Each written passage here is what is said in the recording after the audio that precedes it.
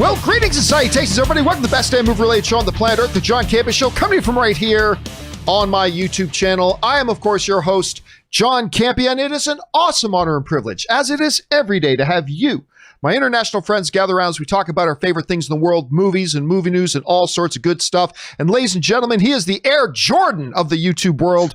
He's the one and the only Mr. Robert Meyer Burnett. Robert, how you doing today, sir? Wow, I wish I had a line of tennis shoes, John. But it's great to be here today. A lot to talk about. It's Friday. We still don't have a new president, but what can you do? Yeah, this thing is being...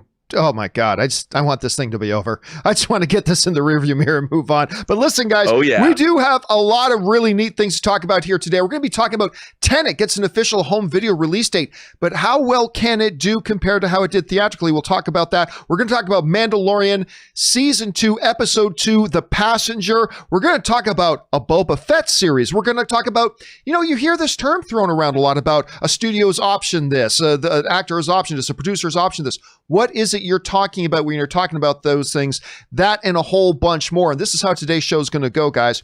We're going to start off by taking some predetermined topics. That's going to be the first half of the show. And then we're going to get into the second half of the show. That's going to be all your live comments and questions. And the way you get a live comment or question on the show is simply by going to the tip link that's at the very top of the description of the video here. Or you can enter it in manually at streamelements.com/movieblogtv/tip. Go on over there. Make a tip to the show, send in a comment or question. You'll be getting your question on the show if it's reasonable. And of course, you'll be supporting the show at the same time. And all of us here on the YouTube show here, thank you guys so much for that. Also want to remind you guys, if you've not done so already, or if you're relatively new here, why don't you take a second and click on that subscribe button? We put a lot of work into these shows for you guys. If you have a good time here, go on over and subscribe to the channel as well. All right, guys. Let's not waste any time because we do have a lot of things that we need to cover here today. We got a lot of things to cover here today. Let's start with this. Rob, we were talking a little while ago about Wonder Woman 84 and that in December, it looked like that Warner Brothers was probably going to end up moving Wonder Woman 84. It's still there, just so everybody knows. Wonder Woman is still technically scheduled to come out on Christmas Day in December. But it just took another hit to its chances. Because Rob, were talking about how there's probably going to be a connection between Wonder Woman 84 and the two other big films scheduled to come out in December, which were Free Guy and Death on the Nile. And it is now official. Disney's final movies that were still scheduled to come out in 2020, Free Guy, Death on the Nile, they have officially been moved. They are no longer going to be opening in 2020. To the best of my knowledge, I believe they don't have a new release date. So I believe right now they're just listed as unset. So They went from being released, I believe it was December 11th and December 18th were the 2 weeks they were going to come out. They are now off the schedule. So probably sometime in 2021, we're going to see those. There's a couple of ways in which this sucks. There's no positive here. There's just a couple of ways in which this sucks. The way it sucks, number one, is that it means we're not going to get to go see that Ryan Reynolds Free Guy or the new Kenneth Branagh Death on the Nile. That sucks. Oh, well. The other thing that sucks, though, and maybe the bigger issue here, Rob, is that I believe now if there was any doubt, and there wasn't much, but if there was any doubt that Wonder Woman was probably going to get moved off that December 25th date, I think that doubt is now gone. I would literally put the countdown clock to within the next 48 hours. Maybe at most by the end of Monday. I think we will hear a final word from Warner Brothers that Wonder Woman is going to be moved as well, which basically means that post Tenet, no other big blockbuster movies in theaters for 2020. Not completely unexpected, but unfortunate nonetheless when the news becomes kind of official. So, and it is official now for Free Guy and for Death on the Nile. We expect it to become official fairly quickly here for Wonder Woman as well. Rob, do you see any...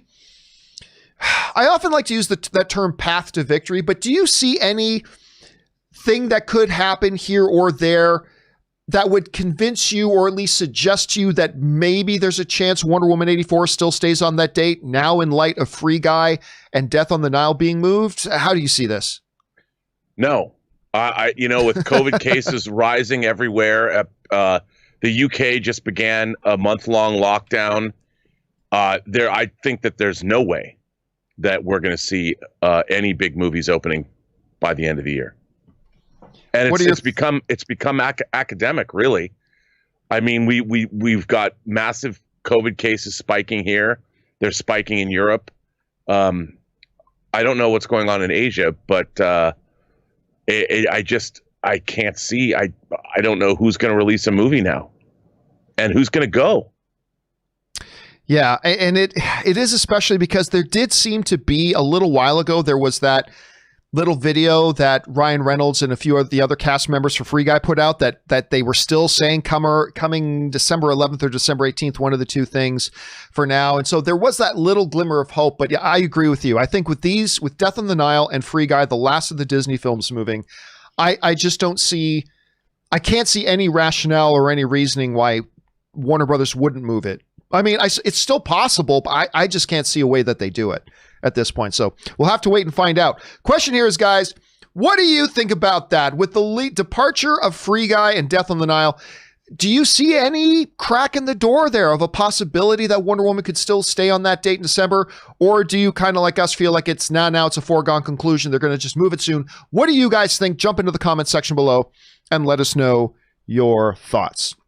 All right, guys, with that down, let's do this next little thing off the top. And this one is interesting, especially since I stayed up way too late last night to watch the new episode of Mandalorian Season 2. But we'll talk about that episode in a little bit. Of course, the world was shook, Rob. Shook, I tell you. Last week, when the final scene of Season 2, Episode 1 of Mandalorian, we saw Morrison as Boba Fett. We kind of now know it was Boba Fett. I guess at this point we can say now we know that it was. As Boba Fett. How big of a role will he play in the rest of the season? Will he be the key of pointing Mando or Din to, the child's actual own people? All these questions. Well, it may have been something else entirely. As something completely surprising. And if this is true, how they kept this under wraps for this long is amazing to me, because right now, as of this morning, Deadline is reporting that a Boba Fett spin-off series could start shooting as early as next week. How did they spin up? I guess under the cover of Mandalorian, maybe it made it easier to hide it. But this is what they're saying right now, is that they're looking, that's coming up, says the confusion. This is where it here. The confusion stems from the level of secrecy in the Lucasfilm camp. One explanation could be rumors that another Mandalorian-related project, and remember, we heard from Bob Iger months ago, almost a year ago, that they are completely going to do spin-off series of characters that are connected to this Mandalorian show. He told us that a year ago. I just forgot all about it. I think most of us did. One explanation could be rumors from another Mandalorian-related project. I hear that, remember, this is not Gus's gas station .fart movie blog. This is Deadline. All right, I hear possibly a Boba Fett miniseries would film first. This is before Mandalorian Season 3, which will start shooting soon. A Boba Fett miniseries would film first, starting next week, with the Mandalorian Season 3 following after a month-long break. So it sounds like what they're saying here is that they're going to go in, shoot a Boba Fett miniseries, whether that means 4 episodes, 6 episodes, whatever, then take a month-long break, then come back and shoot Mandalorian Season 3. Now, Rob, we know this wouldn't be the first time that Star Wars looked at taking a crack at doing Boba Fett. Remember, Josh Trank was hired to direct what we now know. We didn't immediately, but what we now know was going to be a Boba Fett movie. That's what Trank was going to be doing. They have wanted to do this and had an eye on this for a long time. So I suppose in some ways we really shouldn't be surprised by this. But I was surprised by this. Not just the whole thing about doing a Boba Fett series, but looking at shooting this miniseries next week.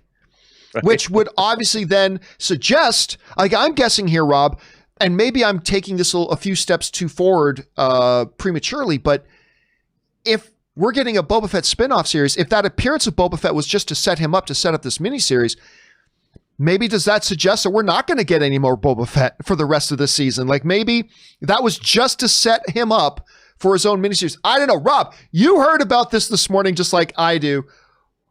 Good move, bad move, surprising, not surprising. What does it mean for Boba Fett and the rest of Mandalorian Season 2? What are your thoughts on this right now? Well, to be honest, I mean, with their stagecraft technology and they're building set pieces, whether they're speeder bikes or whatever, I don't understand why they don't just make Star Wars shows all year round. Like I would just put them in production. And to me, it seems like because if there's a Boba Fett series and it's taking place concurrently with The Mandalorian, you've got your production team in place, and when you're not doing principal photography and you're in post, you could just have a whole rotating team of people making these things. And it doesn't really surprise me at all that they're ramping up to do a second show and then a third show with Obi-Wan, because with the kind of response they're getting and the love people have for at least Mandalorian, it makes sense to me. And, this lawlessness in the galaxy is the perfect place to have the Mandalorians sort of come out of hiding and reestablish their dominance if they ever had it. I mean, we're going to find out as the mythology is developed from Clone Wars and Rebels, and it's going to be neat to see what they do. But, I mean, I would imagine we're going to see Boba Fett again, especially probably in the last episode. They've got to meet. I mean, they've already set it up. You've got the armor in play. Well, yeah, but remember in season 1, they already set it up where when Ming-Na was apparently dead, and at the end of that episode, you see the boot come in, and then we never heard about it again. Yeah, well, right? I think we know who found her. Yeah. I mean, it makes sense. And I like the idea I like the idea that now Boba Fett has a character. Like if that was truly, as you said, his theme song. So it's probably tomorrow. It's, what? Somebody corrected me on his pronunciation and I forget what it is. It's not Tamora. It's something else. Yeah, I heard that too. I keep forgetting how to pronounce his first name. That's why I just call him by his last name, Morrison. Yeah, Morrison. TM, the T-Meister. But I think that I think it's cool. Why not? Bring it on. I'll tell you what. I am far more open to the idea of a Boba Fett property set now. Now in terms of Star Wars timeline. Like, I was never big on the idea of, let's go back and see Boba Fett's home life. He comes home from a hard day of bounty hunting, sits down, rubs the kids' heads. And like, I always kind of wasn't interested in that really. But the idea of picking it up now, and moving the story forward, okay, that I find interesting. That I find at least a little bit more interesting. So I'm kind of down with that. The question is for you guys, were you caught by surprise with this? And I suppose, even the Deadline article didn't say with 100% certainty, but it certainly sounds like that's what they're doing. How do you feel about it? Are you open to it? Did it catch you by surprise? Do you think it's a mistake? Jump down into the comments section below and let me know your thoughts. All right, guys. With all that down and out of the way, oh, wait, what? There's another off the top? Oh, right. Yeah, maybe there's one more thing we should talk about here before we get into the main topics today. And that is this. You guys will remember that last week, a court in the UK where Johnny Depp was taking a newspaper to court and suing them for libel that had basically printed Amber Heard's account of the events between Johnny Depp and Amber Heard. And he was suing the paper for libel. The outcome of that case was not what Johnny Depp was looking for. Not only did they reject his case and throw it out, the court went so far as to say that they believed that the evidence was so overwhelming against him that in a rather rare move in the judge's decision and a statement the judge put out, they said that actually all the proof presented here didn't prove that Johnny Depp was a victim of libel. It actually proves, and he used the word proven, that the accusations against Depp are substantively true. That was not a good look for Johnny Depp. It's not what Johnny Depp wanted as an outcome of that case. And again, a civil libel case is much easier to win. It is so much more easy to win a civil libel case if you're the accuser, in which this case Johnny Depp was the accuser. It is far easier to win a civil libel case than it is a criminal case if you're the accuser or the prosecutor, because there's a much, much smaller threshold of proof that you have to meet. You don't have to meet 100% proof. You just got to meet 51%. And the result of that was not what Johnny Depp wanted. Well, I, at the time, said, when we brought up the topic of what do we think is going to be a result of this? Do we think Warner Brothers will let him go? What's going to happen? And I said at the time, I don't think Warner Brothers is going to do anything, Rob. I think what Warner Brothers is going to do is they're going to sit and wait until after the other civil case that Johnny Depp is pursuing right now. I think Warner Brothers is going to sit and wait until after that case has been settled. And if it goes in Johnny Depp's favor, I think Warner Brothers will do nothing and just keep working with Johnny Depp. And if the result of that case is the same as the UK case, I think they're going to cut bait with Johnny Depp. Well, I was wrong. Johnny Depp publicly made it aware that Warner Brothers has fired him. They basically, what happened was Johnny Depp has revealed in a post on his Instagram account that Warner Brothers basically asked him to leave. Warner Brothers basically asked him to leave. Let's take a look at this and let's read what Johnny Depp wrote. In light of recent events, I would like to make the following short statement. Firstly, I'd like to thank everybody who has gifted me with their support and loyalty. I have been humbled and moved by your many messages of love and concern, particularly over the last few days. Secondly, I wish to let you know that I have been asked to resign by Warner Brothers from my role as Grindelwald in The Fantastic Beasts, and I've respected and agreed to that request. Finally, I wish to say this. The surreal judgment of the court in the UK will not change my fight to tell the truth, and I confirm that I plan to appeal. My resolve remains strong, and I intend to prove that the allegations against me are false. My life and career will not be defined by this moment in time. Thank you for reading. Sincerely, Johnny Depp. So that's the statement put out by Johnny Depp. Well written, by the way. So Johnny Depp, basically Warner Brothers told him that we want to part ways. I was telling Rob before the show started that after we had done our episode about the UK court finding last week, and I said, I don't think Warner Brothers is going to do anything. Somebody we know reached out to me, who has, let's just say, relatively close to the situation, to let me know that I was wrong, that Warner Brothers has already done their own investigation, and they did not like what they found in their own investigation as it pertains to Johnny Depp, and that they are just waiting for a real court to make a public decision to basically give Warner Brothers the opening to part ways with Johnny Depp. Now, I didn't believe it, because that just doesn't line up with how Warner Brothers has operated. They tend to just stick their heads in the sand, as they did kind of with, or apparently what they did with Ezra Miller. They just stick their head in the sands and say, blah, blah, blah, blah, we don't see anything. We're not going to talk about anything. So I didn't believe that at the time. But here we are just days after the UK court, and Warner Brothers, they've also said, we need to part ways with Johnny Depp. Now, look, I want to emphasize a couple things here before we break this down a little bit. As I said last week, for the last year, I've had so many people writing to me and saying, rah, rah, rah, John, why aren't you talking about these accusations against Johnny Depp? And at the same time, rah, rah, rah, John, why are you talking about all these horrible things Amber Heard has done? And I've always said, the reason I am not talking about these things is because I wasn't there. I don't know. And I'm not so stupid that just because I read a couple of things on the internet, that means I know what's going on. So with this TMZ garbage, I'm going to stay out. And so for a year, I have stayed out of it because I don't know.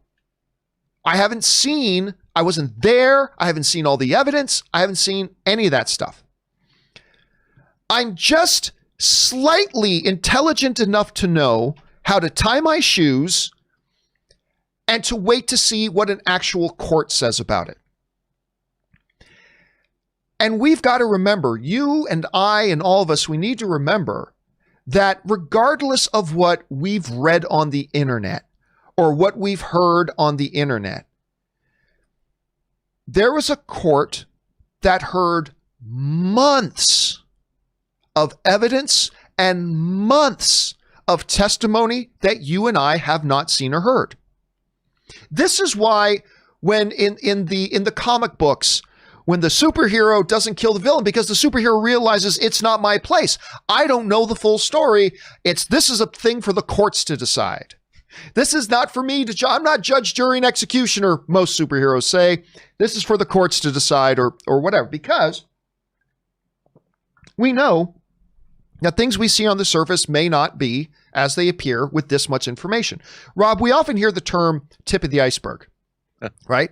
Basically saying, if this is water level and you see an iceberg like this, really the iceberg is this big under the water. When it comes to legal proceedings, we have to be intelligent enough to know that we do not see the 90% of it that's under the surface. And that's why in our society, we let things go to court so that people can take months and present their arguments, present evidence, present their case, and then we let them decide. Does that mean judges and courts always get it right? Obviously not. That's why I said, I think we need to take a breath and wait to see what the American court now does. That's what I said last week, and I still think that, and I still believe that. But Rob, I got to tell you, it was discouraging to me as a member of society to, once we laid this out, I said, look, I wasn't there, so I don't know, but there was a court that heard months and months and months of evidence, testimony, and arguments and all that kind of stuff. And the conclusion they came to, having seen all that stuff that we haven't seen, was that not only has Johnny Depp failed to prove that there was libel committed against him, the proof actually shows that we believe that the accusations made against him are, in their terms, substantively true. Is that the word of God? No. Can courts be wrong? Yes. But I found it really discouraging with some of the messages I started getting from people going, the judge was paid off. The judge was paid off. It's like we're so stupid in this culture that we are so desperate to cling to what we want to be the truth that we will throw things. Now, listen, that's not to say that you can't still feel, you know what? I understand there was a court case, but I still don't buy it. I still don't buy it. There's nothing wrong with that. But to see some of the desperate thing, the judge was paid off. They paid off the judge. I was like, come on. Let's not be that dumb. Now, look, my position still has not changed. Personally, I want to see what the American court says. I want to see, since there's another trial coming, I'm still personally just like, let's see when it's in front of a different court and see what happens there. So I'm still believing that. But again, Warner Brothers conducted their own investigation. They saw the result of the UK case. In both cases, they felt that the amount of evidence and the proof that I am still not privy to all of it suggests that Johnny Depp did do the things he's accused of. I can't say that I know that that's true. I don't. But I believe in the system. That is sometimes wrong and sometimes fallible. But again, I'm not so dumb that I think that the few little bits of information that I've seen on the internet, and hey, I form certain opinions too when I see little bits of information on the internet. Absolutely, it's okay to form opinions, but I'm also then, beyond forming my own opinions, I understand well enough, because I'm dumb, but I'm not that dumb. I understand well enough that I'm only seeing a little portion of the information. I've got to leave it up to those who see all of it and who hear the evidence and who hear the testimony. I've got to leave it up to them. And so, I don't know. Rob, we discussed this last week. When the judge came out and made the statements, he said, you and I both said, this isn't a good look for Depp right now. I'm still want to see what happens in this American case and see whether they find in favor of Johnny Depp in the American case or if they find against him. I don't know. But I was surprised to see Warner Brothers move on this today. I was surprised to see Warner Brothers remove Johnny Depp before a second court case happens. I fully thought, and I would have bet money on it, dude. I would have bet money on it. I fully thought Warner Brothers would have waited till after the second court case. Clearly, they believe they've got all the information that they need. Whatever. Rob, your response to this, were you as surprised as me to see this morning? I don't know. What are your thoughts? Well, I kind of was. I mean, I read somebody had tweeted me Johnny Depp's resignation letter. And I mean, clearly, like, you were saying, Warner Brothers had been thinking about this. They'd obviously been biding their time. They'd already made a decision.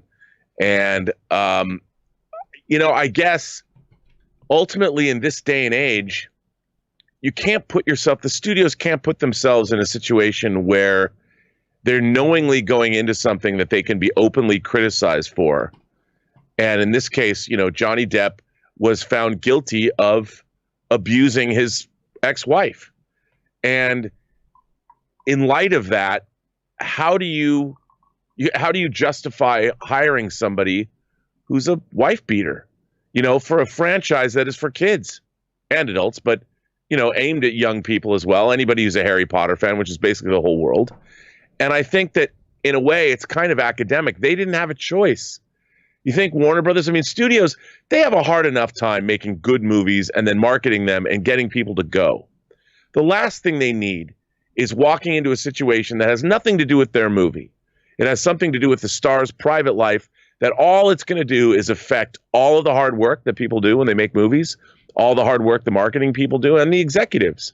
So unfortunately, these actions don't allow someone like Johnny Depp to he's no longer a talent that studios can put hundreds of millions of dollars behind, because they're just opening themselves up to public scorn and ridicule, and it's counterproductive to marketing their product. I mean, movies, John, as you know, should be joyous.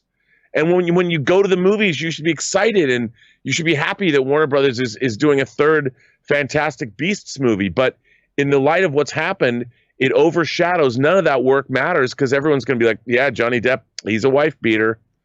And what do you do? Let me ask you this. There is still a second court case coming. This time, Johnny Depp is bringing a case in America, in the United States. Right. Let me ask you this. It's a complete theoretical, but still. What happens if Johnny Depp proceeds with his civil case in the U.S.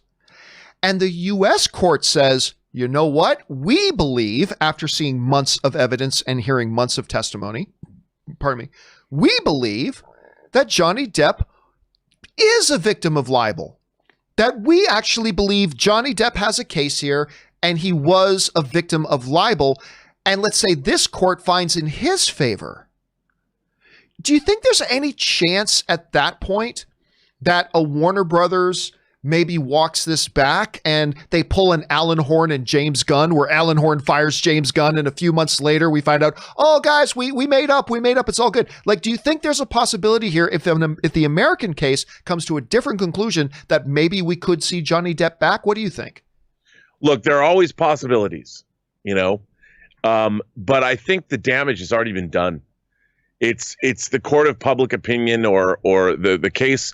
I mean, maybe if he gets exonerated because they don't, but the court case was already lost in the UK. That's not, Johnny Depp's appealing it, but again, it's not even whether he did or didn't do it, really. When you're talking about beating your wife, it is about whether you did or didn't do it. Of course, but in terms of PR and marketing a movie, well, yes, it's already out there. Like in Johnny Depp's case, in terms of his life, sure. But in terms of what Warner Brothers has to deal with, every reporter, like, can you imagine putting Johnny Depp on the press junket circuit? Well, you can't ask him anything about being a wife beater, and that's what the studio's going to have to lead with. No questions about that. And you're just opening yourself up. I mean, they're going to spend $200 million or something on this movie, and they're walking into it knowing they have to deal with this controversy. By letting Johnny Depp go and Johnny Depp writing the letter, then Warner Brothers gets to be like, see, we both parted ways amicably, and we're sorry Johnny Depp is going through this. We wish him well. We'd love to work with him sometime again in the future once we get past all this. And that's all I have to say. Now, just speaking of Warner Brothers, we'll bring this up here quickly. Warner Brothers did put out a statement. Johnny Depp will depart the Fantastic Beasts franchise. We thank Johnny for his work in the films to date. This sounds like when a sports team fires a coach. We thank the coach for his years of helping the team out, and we wish him well. We thank Johnny for his work on the films to date. Fantastic Beasts 3 is currently in production, and the role of Grindelwald will be recast. The film will debut in theaters worldwide in the summer of 2022. Don't laugh. I've already heard a rumor that it could be Robert Downey Jr. There's nothing to back, but don't run with that. I got nothing to back that up with. Nothing to back that up. I just thought it was interesting. So there's that. Yeah, go ahead. Well, no, I just, I feel in this day and age, look, people's personal lives are, especially when you're a celebrity, are now open to such scrutiny. And, I'm not defending anybody for bad behavior, but we now live in a world where you have to be extra vigilant if you're in the public eye. And it's just the reality of life, and getting involved in these kind of domestic squabbles, which, by the way, everybody get involved. Everyone has these kind of domestic squabbles happen. But when you're a guy that's getting paid as much as Johnny Depp gets paid, it's part of the job not to let this stuff happen if you want to continue working in movies. It's just the reality of life. You know what this reminds me of? Because before the court case happened in the UK, I would just get frustrated with all these people who were writing to me about, Johnny Depp's guilty. Johnny Depp's guilty. Look at that. He's guilty. And on the opposite side, Johnny Depp's innocent. Amber Heard's guilty. Amber Heard. And I get these two sides coming at me. And what it reminded me of, because none of these people had actually seen or heard the 95% of the evidence or the facts. And it reminded me of people trying to tell me if a movie was good or not, and all they saw was the trailer. Because we deal with that all the time, right? Like it's like dealing with somebody who's telling you if a movie's good or not, but they actually haven't seen the movie. All they've seen is the trailer. And I'm like, I'll take the opinion of somebody who actually saw the movie. And to me, that's what the court represents here. It's like all these people online who are pro-Johnny, anti-Johnny, all this kind of stuff with their opinions and blah, blah. It's like, listen, all you guys, you're trying to tell me that a movie's good or bad, but you haven't seen it. All you saw was the trailer. You've got this much of the information. I'll wait to hear from people who actually saw the whole movie. Right. And that's the situation here. Where now we had a court in the UK, and now we'll have a court in the US that'll actually see the whole movie, that will actually hear all the actual facts, hear all the actual testimony, see all the actual evidence. And then I'm sorry, but once that's done, and I'm still keeping an open mind till the American case are done, because I still think there's a chance they find in favor of Johnny Depp. But when it's all said and done, I'm sorry, internet people. I'm going to take the word of the people who saw the whole movie rather than just the word of people who saw the trailer. And I just think we need to take a breath and see how it turns out. But this is a hot issue, and it's having a direct impact now on some big, high-profile movies like Fantastic Beasts 3. So it'll be interesting to see where this goes. All right, question here is, guys, what do you think about this move? I'm telling you, I'm shocked. I did not expect this. I thought Warner Brothers was going to wait until after the American case. But what do you think about this move that Warner Brothers has removed Johnny Depp from this? How are you feeling about it? Jump down to the comment section below and let me know your thoughts. All right, guys, with that down, we got some other really important stuff to talk about. So let's start getting into it right now. We're going to start things off here by getting into our main topics today. And how do we select our main topics here on the John Campea Show? It's really rather simple. You see, you guys come up with them. When you come across a big topic you think we should have as a main topic here on the John Campea Show, go anytime, 24/7 to www.thejohncampeashow.com/contact. Once you guys get there, you're going to see a form. Fill it out with your topic or question. It's totally free. Hit submit, and then maybe, just maybe, you might see your submission featured as a main topic here on the John Campea Show. With that down, let's get into main topic number 1.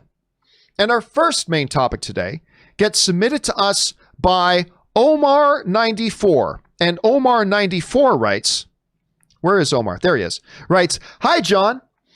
Huge fan since AMC from Florida." Thank you so much, Omar.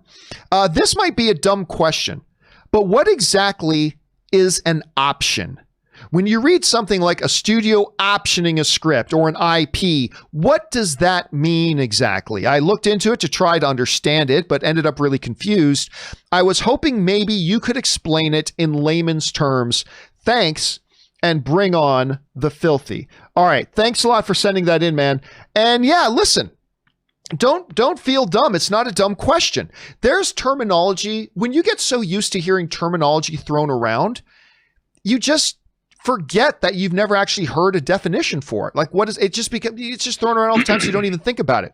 How many times have we heard that such and such director just signed a contract with this studio that'll have an option, first look on all of his stuff? Such and such a producer just bought the option on this novel to have it turned into a movie. Look, what the hell are you actually talking about when you're talking about an option? Now, it should be said that it can mean a couple of different things. So I'm going to give you the one general idea about it, and then I'll let Rob, who is more experienced in this than I do, kind of take it home. So in basic terms, an option means this. The studio isn't buying the rights to your book to make a movie. Say you've written a book and let's say Sony comes to you and they want to option your book. That's not them buying the rights to make the movie. What it means is they have the option to make the movie and you can't let anybody else have that option to make a movie. Let's put it another way. I actually wrote a script. Got to be about 15 years ago now.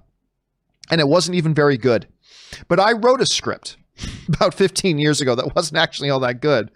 It was a sci-fi thing. Anyway, and a production company in Canada, I had a mutual friend and a contact, read it, and they decided they kind of liked it. And so what they did was they paid me a certain amount of money that for, I believe it was like 6 months. It was really short. They bought basically a 6-month option, which means for the next 6 months, I can't let anybody else have this. If I'm going to negotiate somebody turning my script into a movie, I can only negotiate with this studio. They have the option to negotiate. And then if they want to make it, then they can buy the rights to it. And that's a separate deal altogether. Think of it this way. If you own a car and I'm thinking, you know what? I might want to buy that car, but I'm not 100% sure I want to buy the car. Tell you what, Franco's the guy selling the car. I'm not 100% sure I want to buy the car, but I might want to buy the car. Tell you what, I'll give you $500, not to buy the car, but I'll give you $500 just not to sell the car to anybody else for the next 2 weeks. And then if I decide I want to buy the car, then you and me can try to make a deal. And if we don't make a deal, or if 2 weeks pass, then you can sell the car to whoever you want. This is the way it was kind of described online. To be more specific, when a screenplay is optioned, the producer has not actually purchased the rights to use the screenplay.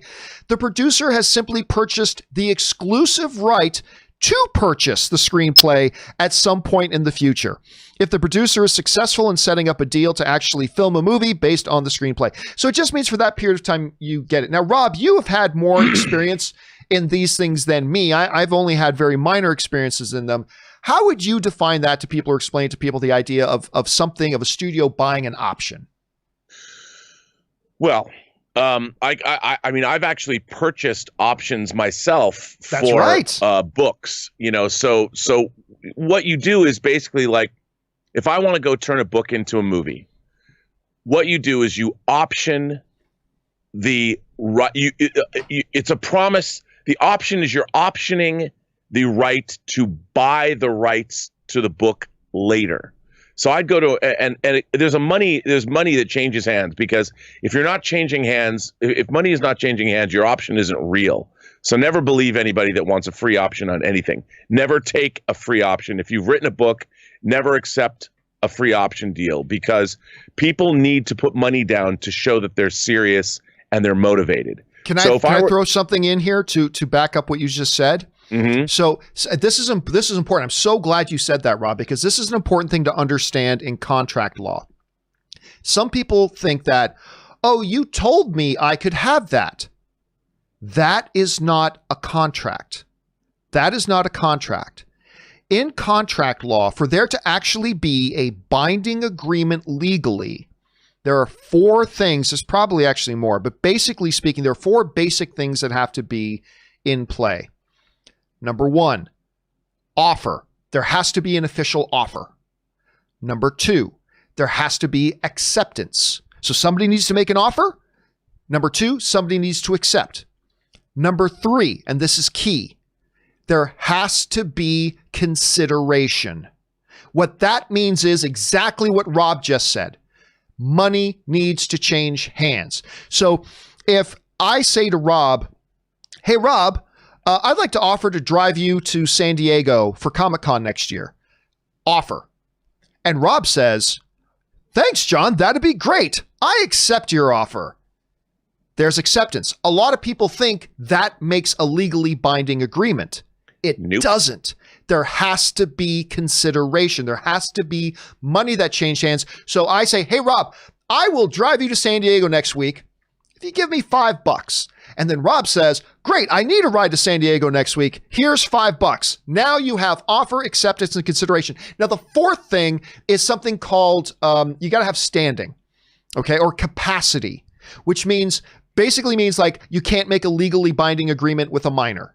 If Rob was drunk when we were making this deal, he does not have legally capacity. Therefore, our contract wouldn't be honored. Our contract wouldn't be honored. So you got to have offer, acceptance, capacity, but there has to be consideration. Rob, I thought that was so brilliant that you brought that up. I just had to elaborate on that. Please continue. No, and I would say this. What's another very important thing about an option is the option usually defines the terms of the later purchase of whatever it is you're optioning. So say I have a book that I really want to try and make into a movie. I have to define, okay, I go to the author and say, listen, I would like to purchase an option from you for it. There's usually a duration, could be 6 months, it could be a year, it could be 18 months, 24 months, maybe. I mean, as a shrewd producer, I would always want to get the longest amount of time I could because it takes a while to get movies made. So there'll be a time, let's just call it 18 months. So let's say I give the author $5,000 for the option to have that book for 18 months to try and get it made. That option will say, if I choose to exercise the option, meaning that when I exercise the option, I am buying the book. That purchase price is already somewhat defined in your original option agreement.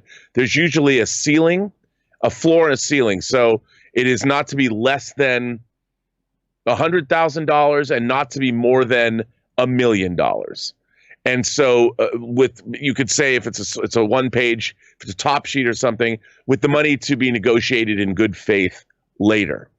Because when you do what's called a long form agreement, there's all these things that have to be defined. Like, what if you're going to make sequels, and does the writer get to be involved? I mean, there's all kinds of things that you're considering. But basically, an option is the beginning of being able to later purchase the rights to a piece of material or a story. It could be somebody's life story. You can option a person's life story. You can option a newspaper article. You know, whatever there is that you're interested in, and that's what you're doing. And by the way, if the 18-month period runs out, your option agreement also would define the terms to extend that option. So when your option runs out after 18 months, you can say that it'll be in your agreement that says you can renew this option for either another $5,000 for another 18 months, or maybe it's a lesser term, like 12 months or something. But that's basically what an option is. So what happens a lot of the time is studios get books and articles and things before they've even come out, and they can preemptively option something before it hits the market if they think it's got potential. So that's why there's studios, or you have people scouring. They get galleys from publishers, and they're reading all this material that comes out before it comes out to hopefully find a diamond in the rough or something they believe in, so they can preemptively option something before it even hits the open market.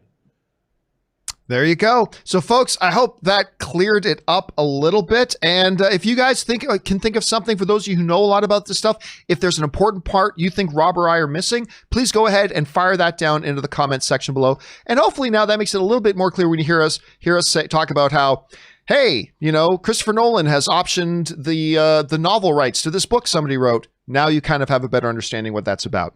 All right, guys. With that down, let's move on to main topic number 2. And our second main topic today gets submitted to us by Dominic Wren. And Dominic Wren writes, "Hey, John, Mandalorian Season 2, Episode 1 was actually the first episode of the show I ever watched. I hadn't seen the first season, but I binged the whole thing this week after seeing that awesome episode last week." Excellent. "Can't wait to see where the whole season goes. What did you think of Episode 2? And much like last week, Dominic actually sent this in before Episode 2 came out. So he actually preemptively got in front of it and sent this in there. All right, so last night, the follow-up to that terrific season premiere last week was Mandalorian Season 2. The name of the episode was The Passenger. The Passenger. And this will be a non-spoiler. There'll be a couple of details, inconsequential details we're going to say here, but we're not going to spoil anything. Of course, later today at 4 p.m. Pacific Standard Time, Ann and I will be doing a full spoiler discussion about Mandalorian Season 2, Episode 2, The Passenger. So if you want to come back and join Ann and I at 4 p.m. this afternoon, you can come back. But I want to give you my general impressions of this. I loved this episode. I loved this episode, and I will tell you why. There's a few reasons. One is, this was the first episode of The Mandalorian. Now, granted, in the first season, there were some pretty good action sequences. Mandalorian doesn't hang its hat on like big action sequence week after week after week, like huge, exciting action sequence. Not really. But last night, there's a big sequence in this movie that for the first time ever, I was thrilled watching it. You know what I mean? And like, you felt thrills. There was an action sequence on this that I felt something that I hadn't felt in any of the, not that this is a bad reflection on the rest of the Mandalorian that has come before that, but I was absolutely thrilled watching this. Like, it was exciting, and it was energetic, and it had pop, and it had pace. And what I really thought it did was, it again really re-emphasized for me the notion that this is like an old Western. It takes every week as its own adventure and slightly propels the overall story for the most part. I felt like we had the biggest jump forward, and I won't give details about any of the scenes, but like showing the developing bond between Din and the child.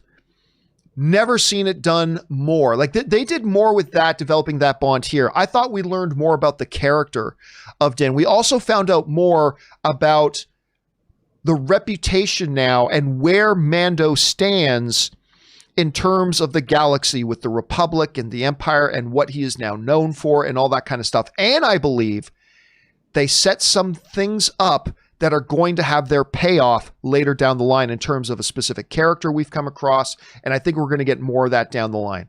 We also got healthy doses of adorable mischief from Baby Yoda. If those of you already saw the episode, you know exactly what I'm talking about. Because Baby Yoda, Rob, Baby Yoda does something in this episode that Ann and I were both like, oh no, what's he doing? Like that, we were just like jumping out of our seats going, no, what's he doing? That was incredibly adorable. And I will say one other thing. There's an actor that appears in the episode.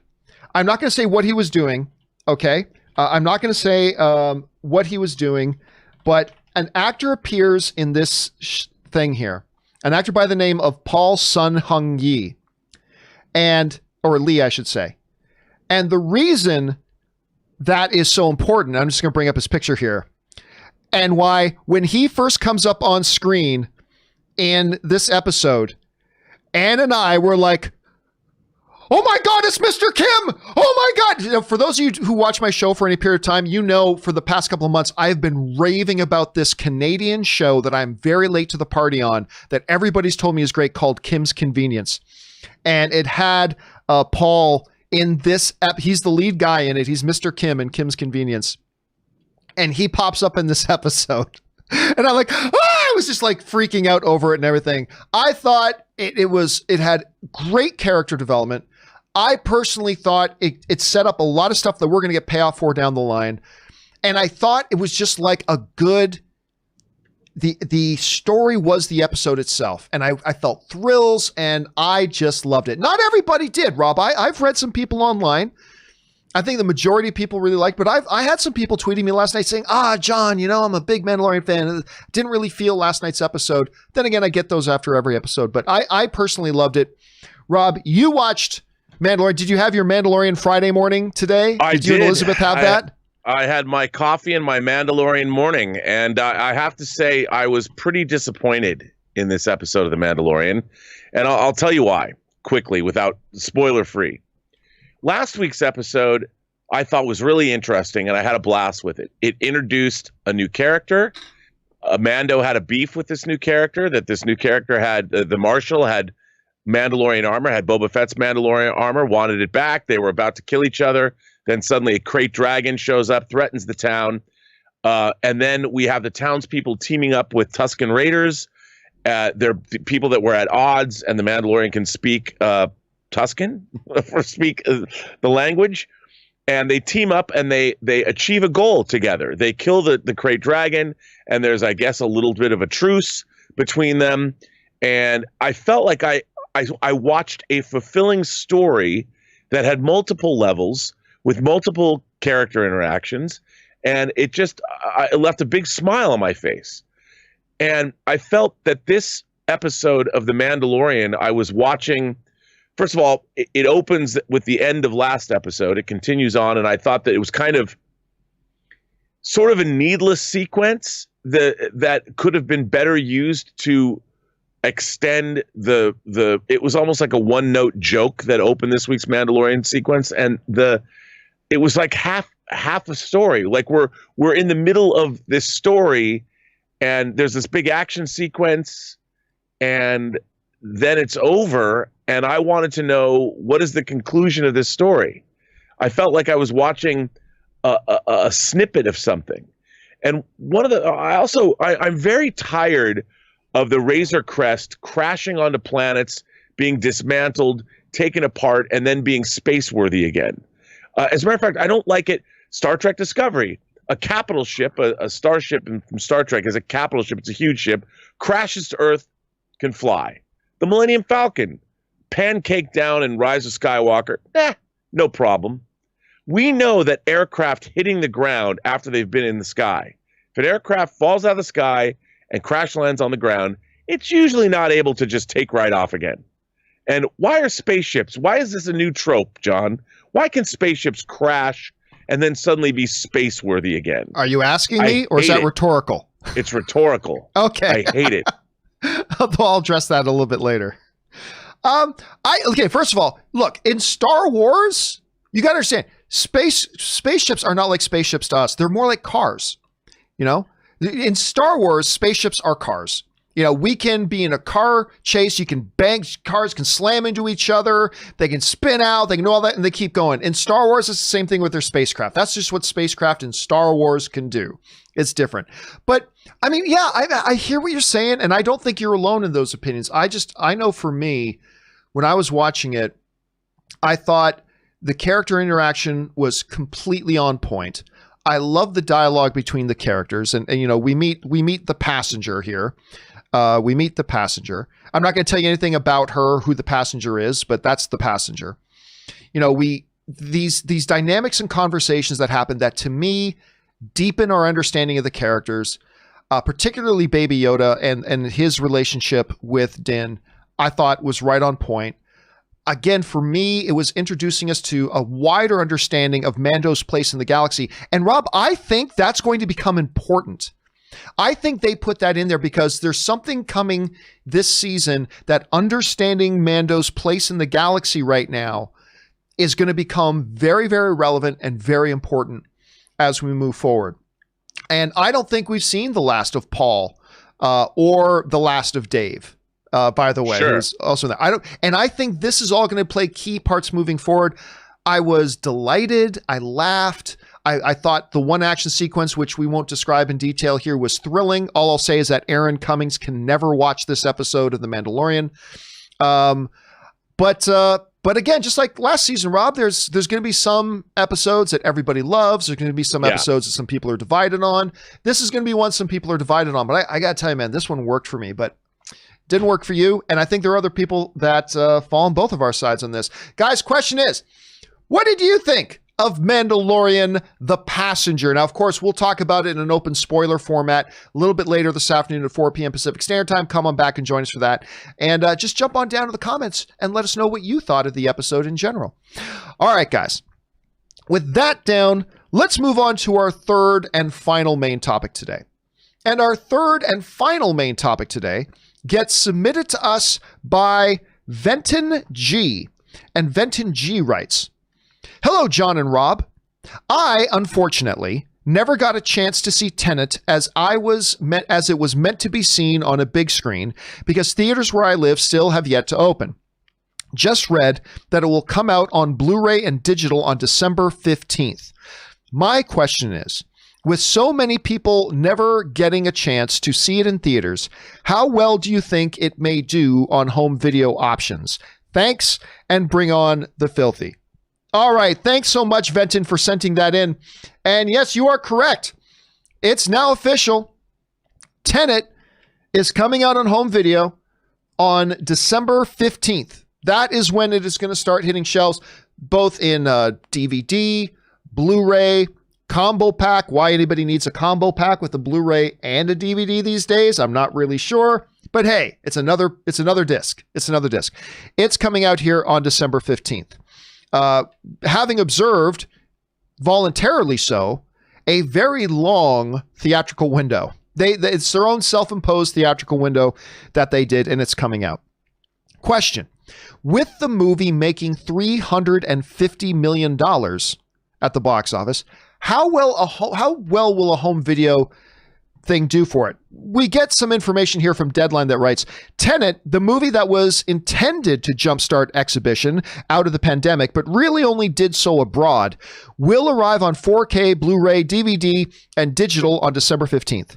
Christopher Nolan's time travel noir thriller grossed a lackluster $53.8 million at the domestic box office at a time when Warner Brothers was attempting to reignite exhibition, but it made $293.3 million abroad on the strength of Asian markets, where moviegoing made a comeback, gunning towards a $350 million global gross. So that's where we're at with that, and of course now we have it coming out. I think there's a couple of things to keep in mind when considering how well do we think it'll do on home video. First thing I think you need to take into consideration is how much did people like it? I'm not going to say Tenet was a divisive movie, but this was one of the most divisive Christopher Nolan films he's ever made.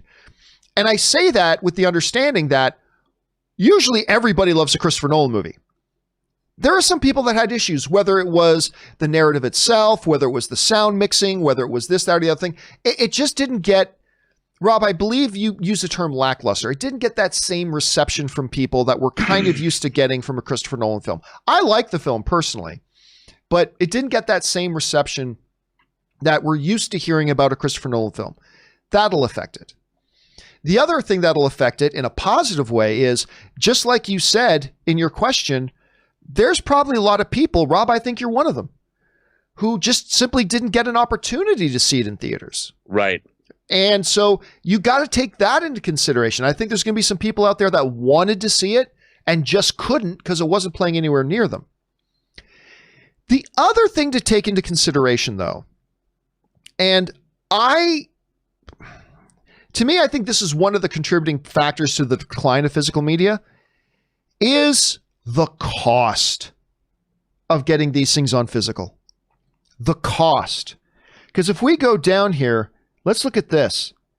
This is what you're going to have to pay if you want to buy it on physical.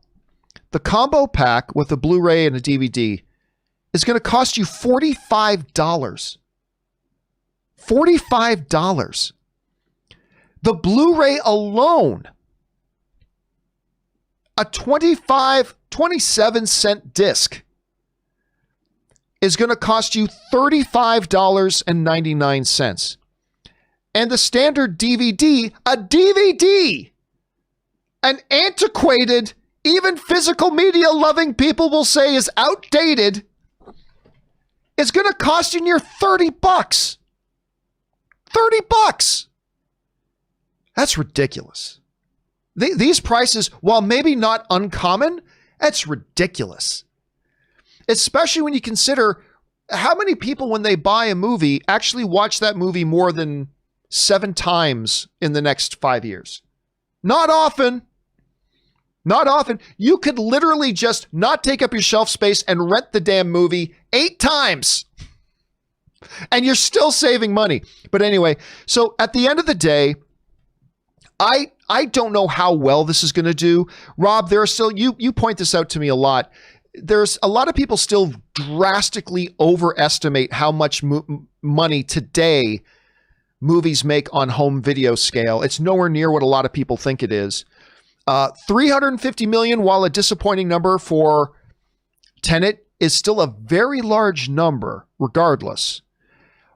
How do you think that the physical release and the home video release, because it's not just going to be physical, how do you feel that the home physical release is going to do in this? And what do you think about my, like, you have far more experience buying physical media than me. What do you think about my comments on the price of it?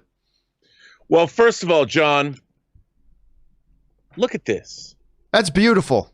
Do you see this? That's beautiful. This is a metal. It's metal. It's the 4K release of all of the Rambo movies. Look at that, in steelbook form. Now, to have this beautiful Does that thing include up on Last your Blood? Shelf, yes. Last Blood? Yes, I like Last Blood. Yes, it does. So the question is, how much is this worth to me? You know? Well, here's the thing. I could not even watch these movies. Just having this bad boy on the shelf is enough. But that said, you've got First Blood in 4K. You've got Rambo, First Blood Part 2 in 4K. You've got Rambo 3, Rambo, and then Rambo Last Blood. 4K discs are still the best movie delivery system that exists. Even better than streaming because there's not the compression. So if you have a decent home theater system, especially like with a big screen, and you've got a 77-inch screen, 75-inch screen, you got a big 75, screen. Yeah. You know, you 4K, play 4K, HDR 4K screen. discs are going to look the best. So, and remember, it might have a suggested retail price of $44 or $45, but if you get it at Amazon, it'll be a lot cheaper than that usually. And it really, I think it really depends, you know, on how much you value something. Like, I collect movies still. I mean, I know that I won't be collecting movies for a while, for very much longer, because we're just not going to have them. But until then, I mean, yesterday, well, actually a couple days ago, this beautiful box set for V for Vendetta in 4K came out that I got. Because the November 5th was 5th of November, my friend. November 5th, the Gunpowder Treason and Plot. So I think that to collect 4K discs is still the best version of movies that you can get. And if you like a film and you're going to watch it over and over again, like, I mean, I'm guilty of, I just like owning. I'm like, I know I have it. Like, ooh, I have to have this movie in my collection in case I can never watch it again. I might not watch that disc for 5 years, but I have it. You know, and my collection, I'm like, oh, I can look over there and be like, yep, every movie I want is over there. And I think that people who collect physical media, look, it's getting harder and harder to justify it. But in terms of money, to be honest, physical media, DVDs saved Hollywood because they were, like you said, very cheap. They were able to sell them. And a movie, if they sold, Disney was selling tens of millions of copies of their movies for back in the day. $15-20. And if you sell 10 million copies at $20, that's a lot. That's if you take out how much manufacturing and shipping costs are, that's still like $100 million. So DVDs were really helping the film business in a huge way. Well, now that's going down. The physical media is being diminished. It drops 15 to 20% every year because that's how many people, less and less and less. If you look at the numbers, I mean, we're below $4 billion a year for physical media, whereas streaming's gone up past $20 billion. So physical media is not going to be around very much longer. So I'm going to buy as much of it as I can. Yeah, and that's the thing. Like, people always ask me, whenever you and I talk about the unfortunate decline of physical media, about how it's not going to be around much longer, people inevitably ask, oh, so maybe I shouldn't buy physical media right now? And my answer, Rob, has always been, hey, no, it's the opposite. If you like physical media, now is the time to buy as much of it as you can because it is going away. So it's the opposite. Now is the time to buy it if you love it. What is that? Is that the tower? This is Nakatomi Tower, John. It is. This is Nakatomi. And you know what this is? Tell me it's a Blu-ray case that it came is. in. It is. In the back, you have all of the Die Hard movies. Oh my God, look at that. In Nakatomi Plaza. I mean, come on. Who doesn't want this? I mean, my girlfriend doesn't really understand what this is, but we're not talking at all about actually watching these movies. We're just talking about these incredible packages they come in. And they are. Look at that. That's gorgeous. Nakatomi Plaza. That's gorgeous. And by the way, you know what I do at Christmas time? I've put lights all around it, John. Of course you do. All around it. Anyway, guys, question is for you. What do you think about this? I mean, look, Tenet made voluntarily a very long theatrical window. They waited. It's time for it to come out in home video. Are you going to go out and buy it? Maybe you liked it. Maybe you didn't. How do you think it's going to do compared to how it did theatrically? Jump down into the comments section below and let us know your thoughts. All right, guys. With all that down, let's now go on and start taking your live comments, shall we? And we're going to start things off here in our live comments with Mark C., who writes, where is Mark? There he is. And Mark writes, you say that these blockbuster tentpoles will wait. We are starting to come up on a point where waiting will be too late. When do we get to having 2 out films in theaters just so the presentation business can survive? It's starting to become a gamble. Oh, listen, Mark, you're not wrong. You're not wrong. It is a catch-22 right now for the studios. Look, I do believe, because so far the evidence that we have seen from the studies that have been done is that movie-going right now, this is according to the studies, is actually pretty safe. They have found that there have been no actual outbreaks of COVID-19 that have been connected to people going to movie theaters. That's the study. There have been in restaurants, there have been in other things and places and things, but there haven't been any confirmed starting that can be traced back to a point of contact in a movie theater, because movie theaters have adopted very strict and I believe very good safety protocols. Not perfect. You can't guarantee you're not going to get COVID when you step outside your door unless you're wearing a hazmat suit. But they've done a really good job. I believe that, studios should have been putting their movies out by now. But it's not my money. We're all experts on how other people should spend their money. We're all experts on that. And I get it where the studios are coming from, because Warner Brothers lost hundreds of millions. Despite the fact that it made $350 million, which softened the blow a bit, at the end of the day, it still cost Warner Brothers hundreds of millions in losses. John, but won't the losses be even greater if the theaters disappear? Yeah, but that's why, look, again, Rob, you and I keep saying this, and it's absolutely true. we've got to keep in mind that this is unlike any other situation the studios and the theatrical industry have ever faced before. There's no playbook for this. They can't look at how did so-and-so handle it. There is no so-and-so that handled it before. And so everybody's just doing the best they can. I have my opinions about things maybe they should be doing a little bit different, but you're right, Mark. It is a gamble. I don't know, Rob, how would you address that? Well,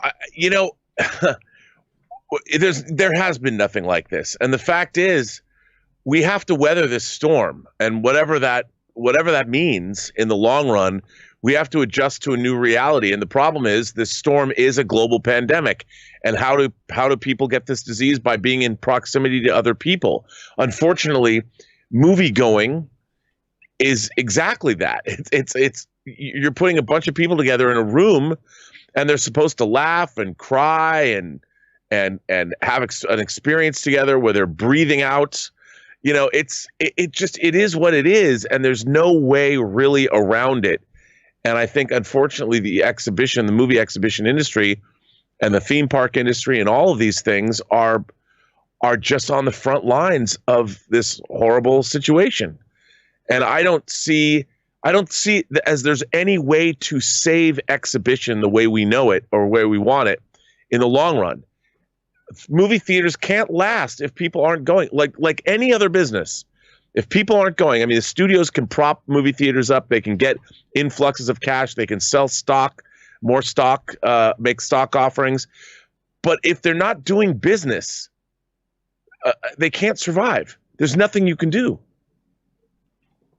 All right, let's move on here. Next up, we've got Luis Cortez, who writes, I was debating with my cousin that Nolan might be the most important director working right now. If you think about the movies that almost guarantee you money are comic book movies, but Nolan makes original movies and they make money and they're great. I agree. He makes good movies. He makes most of them great. And for the most part, they make money. I don't know that I would say he's the most important filmmaker today, though. I think he's certainly really good and really great. Rob, how would you respond to that? To the argument that Christopher Nolan is the most important filmmaker today? Agree, disagree? I disagree. When I say important, he certainly makes great popcorn entertainments. Like, I love The Dark Knight. I loved Inception. But, while I really love his movies, I don't think his movies resonate on the kind of level that, I don't know, that Shawshank Redemption resonates. Right. I think that you got to hit people right in the feels. I think he provides a great experience. Like, I loved Inception, and I actually was very emotionally affected by that movie, by the way. But again, I don't feel that his films pack the emotional wallop of other directors. Like Cameron Crowe making Almost Famous or Jerry Maguire. You complete me. There's never been a moment like that in a movie, right. with that. And I think there's just different kinds of things. People like Christopher Nolan movies. Like, I like Christopher Nolan movies a lot, but I wouldn't say that his movies affect me the way Stanley Kubrick's movies affect me. So, right. Okay, good point. All right, next up, we've got Preston the Kryptonian, who writes, on November 5th, I know a few people posted about it on V for Vendetta, but another important anniversary we must keep in mind is that lightning struck the clock tower in Hill Valley at 10:04 p.m.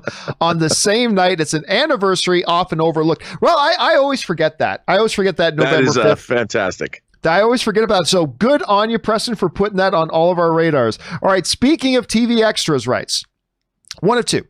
I'm a thin, bald guy and was offered to be a stand-in for a TV game show host in Orlando last year. Couldn't do it due to my crazy ex, but I was curious as to who the host was that I resembled. Turns out Deal or No Deal was filming there. Still so mad. So that's the Canadian dude, Howie Mandel, isn't it? I keep forgetting. I still think of Howie Mandel as having the long, crazy hair, but yes, he is bald now. Right. But all's well that ends well. I was an extra on the Right Stuff series on Disney Plus as a visible photographer at the press conference. Loved the experience and would do it for free, minus being on a knee for 13 hours in the scene. Love your show. I'm glad you're doing that. So I was telling the story the other day that had a studio reach out to me a number of years when I was doing my website, the movie blog, and I was still living in Canada. I had a studio reach out to me to let me know they were shooting a movie in Toronto, and hey, why don't you come down and be an extra? So I'm like, cool. And I did it, and I met a rep from a talent agency, and that agency just specialized in just supplying extras for studio movie shoots. And I was like, okay, I signed up. And then I was an extra in like 7 or 8 movies. And what I was telling people is like, when you're an extra, it is fascinating to be on set and to see everything happening. It's really cool. But 90% of being an extra is waiting. Yep. Sitting in a holding area, just sitting there, literally 6-7 hours, just sitting on a floor, sitting in a chair, fiddling with your phone, whatever. It is a lot of that. But then you get a little bit of time on set, which is a lot of fun. Anyway, I'm glad you're able to have that experience, speaking of extras. All right, Man of Steel Rules writes, favorite Campea quote of the week. When they killed John Wick's puppy, even the nuns jumped up and said, kill those motherfuckers. Damn, that was funny. Like when you spontaneously said crazy shit. I like when you say spontaneously crazy shit off the top of your head. You know what? I think I'm going to do a standalone video about that. Because Rob, seriously, and as much as it's kind of funny, I think I'm going to do a standalone video, like a special editorial video on the plot device of the killing of the puppy in the first John Wick. That one plot decision made the entire franchise possible. I still contend if they did not do that and they didn't do it the way they did it and the effectiveness that they pulled it off with, John Wick is just another action film, and I don't think John Wick 2 or John Wick 3 ever happened. I really believe that, and I think I'm going to do a full editorial on that at some point. All right, next up, where are we at here? Mike Schwenk writes, 1 and 2. Hey, John. So AMC reported they now have 539 out of 600 theaters open in the USA. I understand that overseas theaters are shutting back down, but do you think studios should take another attempt at releasing a movie with North America being the biggest box office? 2 of 2. Back when Tenet opened, it was over 100 less theaters than today, and I personally feel the problem with theaters now is they don't have a big title to draw people back, and if they did, people would see how safe AMC is taking precautions. Here's the problem with that, Mike. Here's the problem with it. They did before, and it didn't work. Like, I went to go see Tenet opening weekend in an AMC theater in Orange County.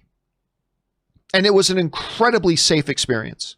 They did it, like I said, I feel twice as safe in a movie theater than I do in a grocery store. And my local grocery store does a good job.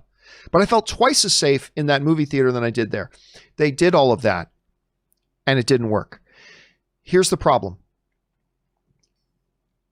I think even with a lot of movie theaters open right now, Rob, I don't know if you would agree with this or not. Even with a lot of movie theaters open, there's a lot of Americans who don't know movie theaters are open. Yeah. And going to the movies is like anything else. It's a habit. It's a habit that has sat in the parking lot and rusted its gears for 8 months. So no, just theaters being open is not enough. You got to have the public aware that they're open. Mm-hmm. You have to have the public aware that if you're going to leave your house, it's probably one of the safest places to go.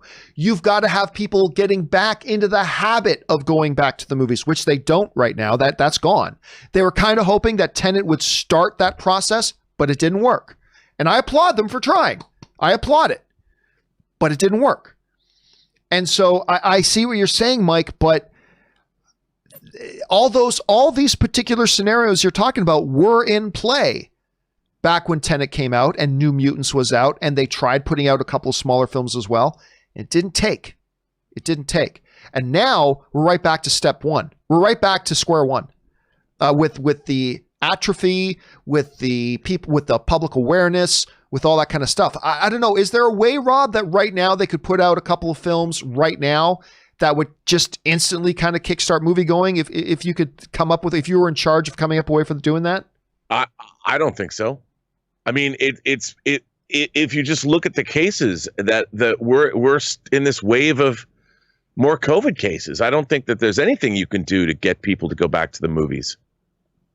I don't think there's any, really, I don't. All right, but you're thinking the right way, Mike. You're thinking the right way. I just don't know that right now. It's got to be a buildup. There's a lot of things that have to happen, and I just don't know that they can happen right now. Preston Kryptonian writes, correction from my previous comment. November 5th is actually the day Doc Brown invented time travel. November 12th is the day lightning struck the tower. Again, I never remember what the date is, so I just took your word for it. I never remember what the date is, so I'm always surprised every year when it comes around, people say it. Thank you for putting in that correction, though, Preston. I appreciate that. That was good of you to do that. All right. Next up, Preston the Kryptonian also writes 1 of 2. I'd like to add to Orange Hand's comment about Mike Singletary's meltdown from 2006. I remember a Snickers commercial that came out soon after with 2 guys in a crowd added to the conference footage that with the response to Singletary's comments by saying, if you knew who they were, then why didn't you stop them? Then it cuts to him shouting, we let him off the hook, and storming off. One guy turns to the other and says, those guys are toast. Great reference, Orange Hand. Okay, but one thing I should point out.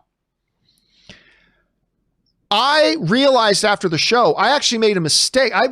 It wasn't Coach Singletary that did the whole, they are who we thought we are. They are who we thought they were, and we let them off the hook. That epic meltdown was not Coach Singletary. Coach Singletary actually had another epic meltdown at the podium as a coach. The whole I want winners. That was his meltdown. The I want winners was his meltdown. They were who we thought they were. I believe that was Coach Green that did that one. So just a little thing, but I remember that commercial too. That commercial was hilarious. I loved that commercial. Anyway, so yeah, there's that. Thanks for putting that in there, Preston. All right, next up. Dark Knight Rises writes, in looking at Sean Connery's passing, I looked at who Kevin Costner has worked with. Sean Connery, Clint Eastwood, Robert Duvall, Gene Hackman, Paul Newman, James Earl Jones, Burt Lancaster, Morgan Freeman, and Robert De Niro. Is Costner a generational icon? Rob, that's an interesting question because I don't think you were here. The question of Costner came up about other people who belong in Valhalla. Right. And somebody mentioned Costner. And I paused on that for a second. I've always been a big Costner fan. Me too.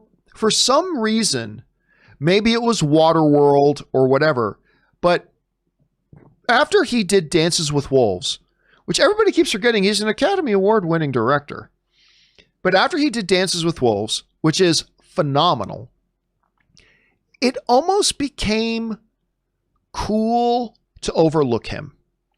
It became the cool thing to overlook him. Much like with all the success of Titanic, it kind of became cool to shit on Titanic. And right. I've always thought since then, Kevin Costner is overlooked, underestimated, and I've always thought he was great. And you're right. You look at that resume, Rob. It's one of the best resumes, particularly when you talk about people he has worked with and who have worked with him. It's now. I'm not saying Kevin Costner belongs in that upper pantheon of the movie Greek gods. I'm not saying that, but I think he is vastly underestimated. What's your take on Kevin Costner? I do too. I mean, look, the thing is, he just hasn't been in a lot of great movies over the last since Dances with Wolves, but everything he's in, he really classes up the joint. His series Yellowstone has been a favorite. The movie Let Him Go that's just come out that he's in with Diane Lane, where they're trying to rescue that kid from the evil meth family or whatever. Yep. People are saying he's great in that. I mean, I really think he's one of our great actors in doing what he does. I mean, if you look at from Silverado, that was really the first time. Fandango and Silverado was the first time I really saw him. But if you look at, I mean, my God, I love him in The Untouchables. I loved him in No Way Out. I loved him in Bull Durham. I loved him in Field of Dreams. I loved him in Tony Scott's Revenge, Dances with Wolves. Even in Prince of Thieves, people make fun of it. JFK. I mean, The Bodyguard, A Perfect World, Wyatt Earp, Waterworld, Tin Cup. I'll tell you a funny thing. I saw The Postman that he also directed. It was his follow-up to the movie.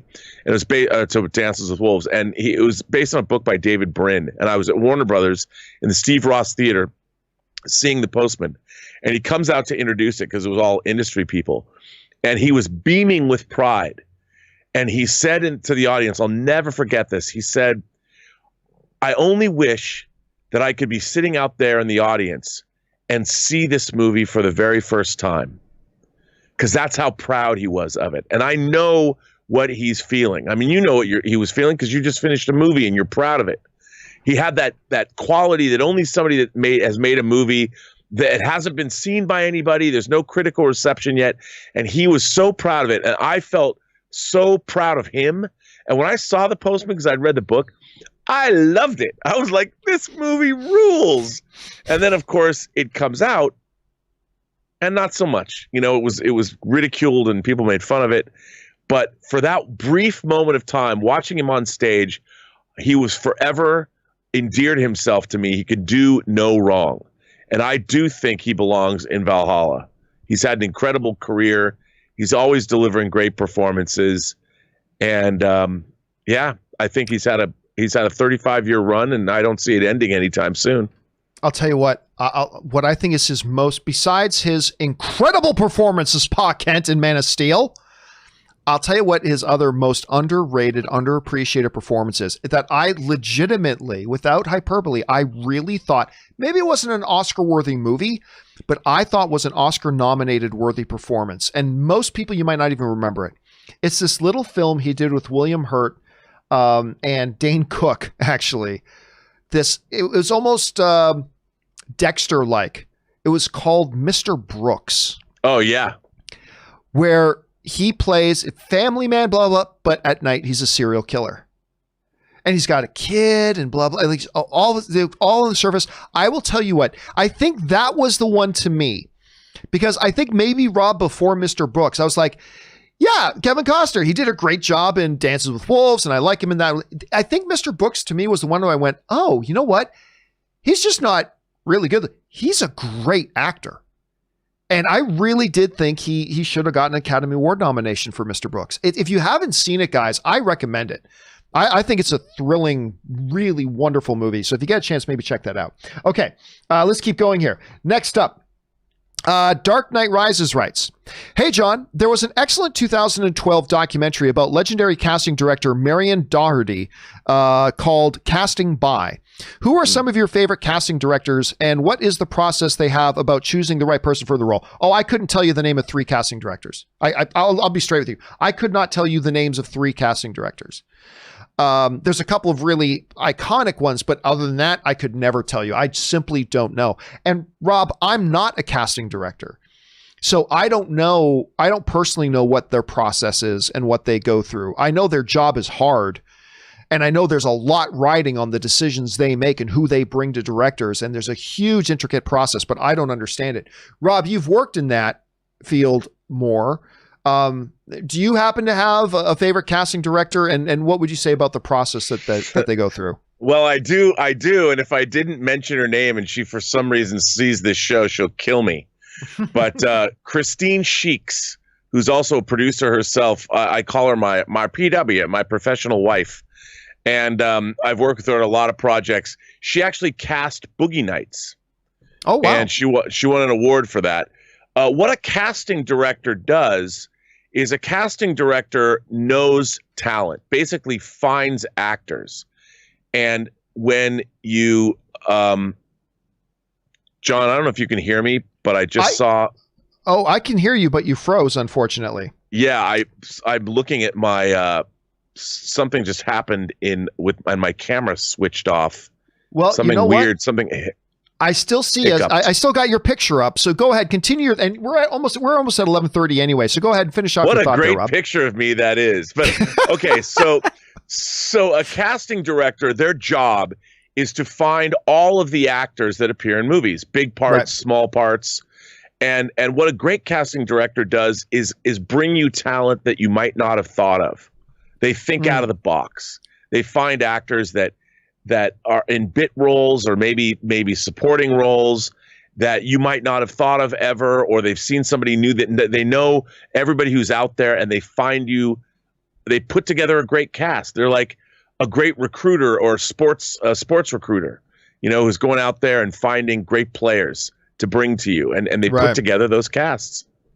And and Rob, you and I have had discussions about whether casting should become an Oscar category. Yeah. We've talked about that before. So anyway, Rob, this is as good a time as any to let you go. Hey, listen, we're lucky that your camera didn't go up before now. Something happened. There was some weird internet hiccup, and it went. I don't know. It's bizarre. Well, at least we didn't lose you here. But Rob, in the meantime, where can people follow you and your amazing adventures online? Well, you can find me on Instagram at Robert Meyer Burnett. Find me on Twitter at BurnettRM. And, of course, find my YouTube channel, The Burnett Work, where the first Intergalactic Imagination Connoisseur Film Festival is going on right now. And a world premiere film drops at noon today. You don't have to be there at noon. It's just when it goes on. But watch it all day. It's pretty funny, today's movie. And if you want to make a movie, entries are open until December 1st. All right, dude. As always, great week. Good show. And I will talk to you later, my friend. Have a good one. All right, man. I'll see you later. All right, take care. All right, guys. The one and the only, even if he's frozen, the great Mr. Robert Meyer Burnett. All right, guys. We still have a little bit of time here, so let's keep on going through these things you guys have submitted. Min Tran writes, between the main supernatural character that temporarily went bad, which was the most interesting to watch? Soulless Sam, Castiel trying to take control of heaven, Ghost Bobby, Demon Dean, or Soulless Jake? Ooh. You know what? When Dean, I'll tell you what, the storyline when Dean gets the mark of Cain, that, and then he starts going demon, and him and Castiel. I think that's when him and, not Castiel, that's when him and Crowley started bonding. And then that bond between Crowley and Dean became one of my favorite things in the show. But yeah, Soulless Sam was definitely a thing. The Castiel, listen, that whole season with Leviathan and Castiel kind of losing it, that was not one of my favorite overall storylines. I still liked all the episodes. That wasn't one of my favorite overall storylines. But that when Sam was wrestling, or when Dean was wrestling with the Cain of Mark, the mark of Cain, that to me was really, really good. All right, next up. An anonymous viewer writes, hey, John and Rob, what a joy to watch Anya Taylor-Joy in The Queen's Gambit on Netflix. What an amazing actress. She will be Oscar/Emmy winner one day for sure, and she will lead the next Edgar Wright's, George Miller's, Robert Eggers movie to the next 2 years. Now, I started watching, because of all you guys' recommendations, I started watching The Queen's Gambit. It's real good so far. I only got a little bit into it, but really good so far. Right now, Anya Taylor-Joy, to me, is a good actress. Good actress. I like seeing her and stuff. I have yet to see, and maybe once I get further into Queen's Gambit, I'll start to change my opinion.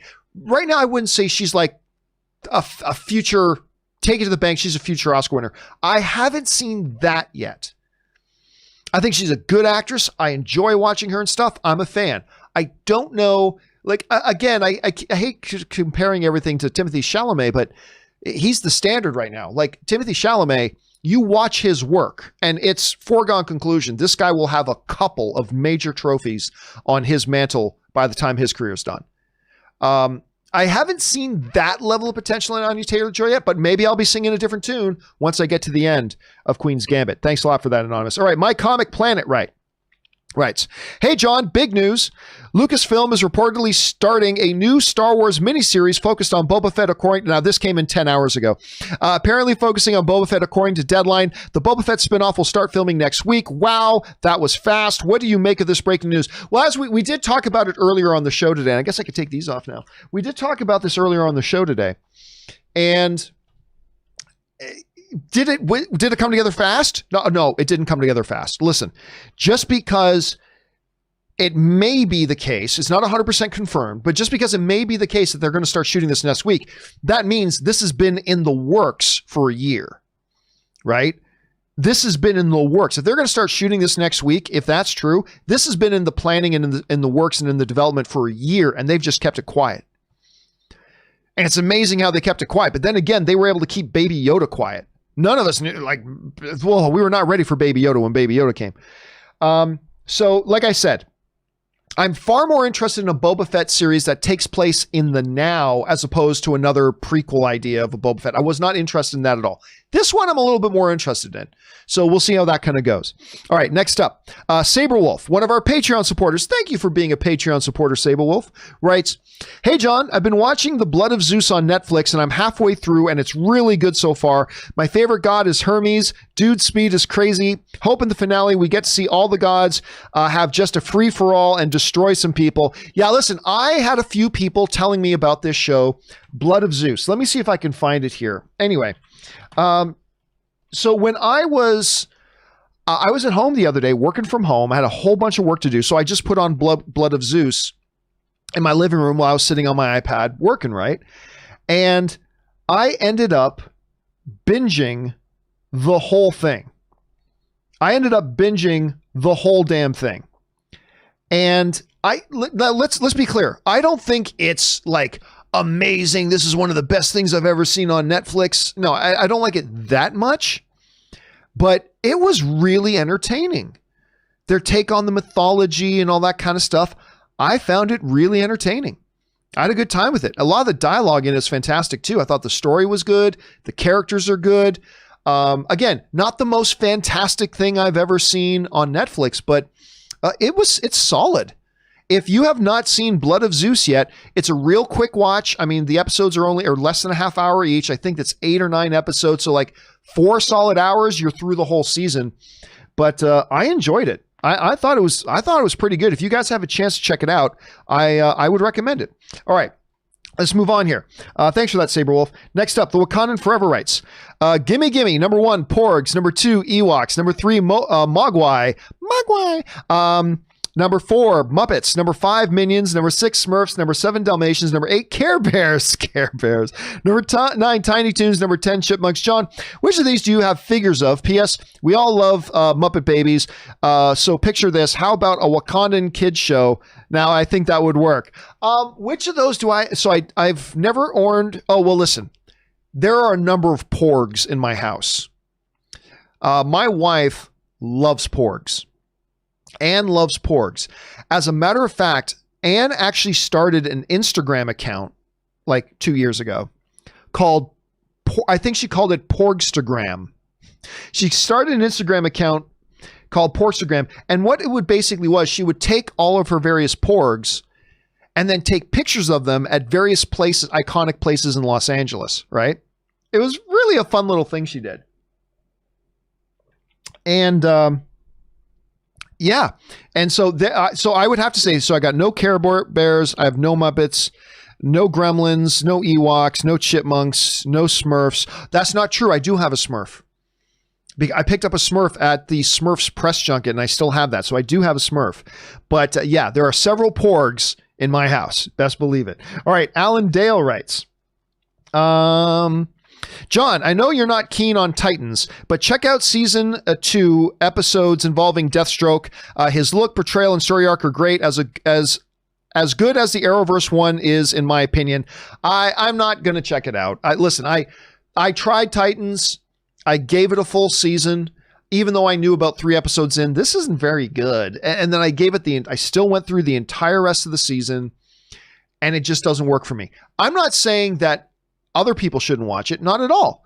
There are people who really like that show, and that's great. But I tried it. Didn't work for me. It's one of the reasons why I was really hesitant to try Doom Patrol. So I'm like, yeah, well, I watched this DC Universe thing, and it was bad. To me, it was bad. So I'm not going to bother with Doom Patrol. But then I had so many of you guys say, John, watch Doom Patrol, and then I watch it and I love it. It's amazing. But yeah, so I'm not going to wait. I've got too many other good things that I still haven't started watching to go back to a show that I already tried and I know I didn't like. Again, not saying nobody else should try it. I'm just saying, I've got limited time. I've got a lot of stuff I need to watch that I haven't gotten around to start watching yet. So I can't take time going back and watching shows that I've already given a shot to and didn't like. So that's just me. All right. Michael H. Jones writes, the quote, the Bears who we thought they were was Minnesota Viking coach Dennis Green, not Mike Single. Yeah. I pointed that out a little bit earlier in today's show. I realized that when I was done the show. It's like, oh, no. The Singletary one was the I want winners. Yeah, that was that one. Yeah, I realized that. But thank you for bringing it up just in case I forgot to mention it. Thank you for bringing it up, Michael. I appreciate that. All right, Ryan Lohner writes, hopefully this isn't too political. I'm pretty sure you're supposed to call a doctor if an election lasts more than 4 hours. Get it? Because election rhymes with erection. I remember one of the funniest jokes, and I still can't remember which comedian said it. I said, if you have an erection lasting more than 4 hours, call your best friend and brag. I don't know why I found that so funny. All right, next up, AV Cali writes, hey, John, Marvel's The Eternals. Haven't heard much. I know the pandemic is still going. Have you heard anything? Have people lost interest in The Eternals? No. Hold a second. The Eternals, let me just get the specific date here. The Eternals is still a ways off. The Eternals is still a year away. If I'm not mistaken, it's coming out in November. Hold on a second. November. Let me see if I get this. I believe it's supposed to come out in November. Yeah, November 5th, 2021. The movie's a year away. What are we supposed to be talking about? So no, people have not lost interest in the Eternals. They haven't marketed this thing. All we've gotten is a couple of pictures months ago about people in costumes. Disney is being very, very careful to not blow their load early, right?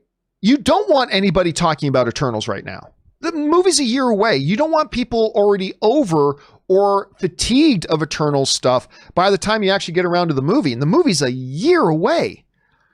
I mean, yesterday, it was officially 1 full year until that movie comes out.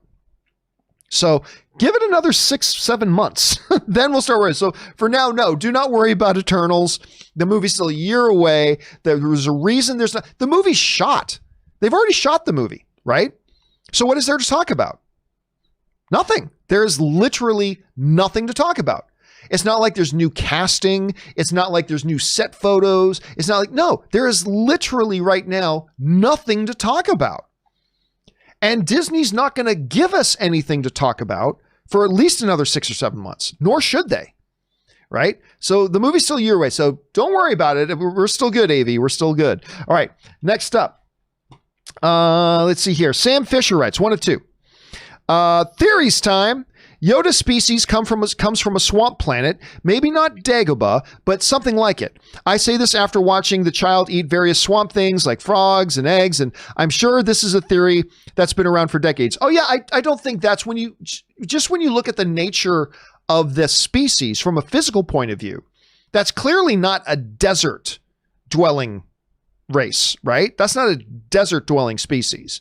I think that's a pretty good theory, but it's a theory that's been around for a long time. Of Yoda's exile in Dagobah, but for all the audience knew, it was an infinite amount of reasons, and Yoda was the only one of his species we'd seen. But now I think it's safe to say with the child's diet, they come from a swamp planet or swamp area. Or, yeah, listen, the one thing that frustrates me about the Star Wars universe sometimes is that in Star Wars, it felt like for a long time, every planet had one environment. Hoth, all snow everywhere. Dagobah, total swamp planet. Tatooine, desert world. Like every single world has one climate. And that's the whole world, right? So for a long time, that was kind of one of the things that they did. Anyway, Certified Lover Boy writes, what's more likely? Wonder Woman 84 releases on Christmas, or the sad, pathetic, and sorry New York Jets win a game this year? In my opinion, the Jets go winless. They might be the worst team I've ever seen. I'm not a Jets fan, but it's fun to laugh at front office ineptitude. I will tell you this. I believe the Jets are going to win a game this year. Maybe not more than one, but I believe they're going to win one. And the reason I believe they're going to win one is it's very hard to go an entire season without a single victory. It's hard. I mean, it's only happened like a couple of times in history of the NFL. Very, very rare. Because all you got to do is run into a team one week that has a bad week. And every team will have a bad week now and again. All the Jets got to do is come across, have a game one week where they get a couple of lucky breaks and the other team is playing bad that week. They're just having a bad week, right? Odds are that will happen at least once. So I'm going to say, but I think it's a zero. I think it's like a 1% chance that Wonder Woman opens on Christmas Day. So I'm going to say there's a better chance of the Jets winning a game. That's what I'm going to say right now. All right. Sam Fisher writes, Aaron's going to love The Passenger. Again, I'm not going to say why, but I do have to get on the phone and call Aaron and tell her, because Aaron and Tom watch The Mandalorian. I've got to let her know before she watches it that she cannot watch this episode of The Mandalorian. JR writes, do you think the Marvel TV shows are designed to be legitimate, concrete, multi-season shows, for lack of a better term, movie filler? I can't see WandaVision going on for 4 seasons if it ends in Doctor Strange 2, but I can see She-Hulk doing X number of seasons. I don't think they're movie filler. Like, what's wrong? Like, what is wrong with a limited series? That doesn't make them filler any more than a single standalone movie is filler. Movies are movies, right? For 100 years. Movies didn't have sequels or parts of franchises. They were just great stories. One movie. What's wrong with the idea of a series being like a 6-part special event series and have it be great and awesome without being looked at as just being movie filler, right? I do believe there are a couple of these shows that they're doing that are specifically meant to be one-shot things. And then others will have open ends that you can come back and do them again. So yeah, I believe there are probably a couple that they do intend to continue on, but I also believe there are probably a couple that are just meant to be one-shot things. And there's nothing wrong with that. That's great, right? Great for a limited series. So I got no problem with that, but I do believe there's going to be a mix, Jay. So I think you're right about that. I think there's going to be a bit of a mix. All right, Sam Fisher writes, I wasn't such a big fan of the episode. Felt a lot like filler to me. I disagree. Maybe an excuse to destroy the Razor Crest. Also, who were the pilots? I know one was Filoni, but I don't know who the other one was. The other one was Mr. Kim from Kim's Convenience. Love that guy. His name's Paul Lee, and he's awesome. And I loved seeing him in that, and it was awesome. And there's that. Again, want to remind you guys, if you want to hear an open spoiler discussion, Ann and I are going to be doing an open spoiler discussion of Mandalorian Season 2, Episode 2, The Passenger, today at 4 p.m. Make sure you come back and join us then. All right, JR writes, it's no theater screen, but I followed your footsteps, John, and it got me a stupid, pathetic, piece of shit, lousy 75-inch 4K TV. Might consider getting a pathetic Dolby Atmos surround sound system, as well as complete my agony of it clearly not being the movies. Yeah, listen. There's nothing wrong. Like, I like my home theater setup. Don't get me wrong. I like my home theater setup. I found a terrific sale on a magnificent 75-inch HDR 4K TV. It's fantastic. Got a great stupid deal on it. I got a really nice sound system. It's great. I enjoy it very much. But it's a piece of crud compared to a real movie theater. To seeing a movie the way it's meant to be seen. It's rubbish compared to the real thing. For home viewing, awesome. But to the real thing, it sucks. But right now, Jay, that's what we got. We got our home viewing. So why not make it as fun, as an enjoyable as can? What is crazy is how fast the price of televisions drop. It is crazy how fast the price of televisions drop. Because I remember I was looking at the TV that I've got now. When I first looked at it, it was like $2,600 or like $2,700 or something like that. I ended up getting it for $800. The price hadn't dropped that low, but it was on massive sale and everything. I got it for like $800. But now I think you can get that TV brand new now for like $1,200 without it being on sale. Now, it is crazy how fast the price of televisions drop. It is a little bit crazy. All right. James Gold writes, and this will be the last question I'm able to take today, guys, because I got to cut it a little bit short today. I've got some things with my movie that I actually have to go and take care of. James Gold writes, do you think the Blu-ray format will ever truly die? I ask because I'm eyeing this Lord of the Rings Steelbook collection for a hot $120. It really has me evaluating my movie collecting moving forward. I feel like there will always be boutique releases. Thoughts? Well, listen, vinyl records are gone, right? They're gone, but they're still there. Does that make sense? They're gone, but they're still there. Will physical media still be there? Yeah, it's going to be gone really soon, but gone in the general term. It'd still be there. But look, my still thing is this. I haven't collected physical media for over 10 years, and it's been awesome. I haven't lost any of my movies. None of my movies have been scratched. None of them have been borrowed. They're all still right there. And I can access them from wherever I am on the planet. Whether it's on my computer, my tablet, my TV, at my mom's house, doesn't matter. I got access to my movies just like that. They take up no physical space in my place, and they're all still there. Can't say that about all my physical discs that I've bought over the years. No, sir. I used to buy tons and tons and tons and tons of DVDs and then Blu-rays when Blu-rays got going. And like so many of them would go missing. They get damaged. Somebody borrows them. I forget who borrowed what, and they're just gone. Every single digital movie I've ever bought is there. But I will say this, and I have said this, I will continue to say this. If you are a fan of physical media, now is the time you should be buying it. For two reasons. Number one, you're not going to have the ease of accessibility ever again as you do today. All right, right? Like it's going to become harder and harder as the years move on here to find physical media. So now is the time to get it. If you're a fan of it, now is definitely the time you should be buying it. Number two is the stuff you buy today may become like the rarer and rarer physical media becomes over the years. The more and more valuable your collection will become. Now, I'm no expert collector, but it seems to me that if something is disappearing and you've got some of it, that becomes valuable.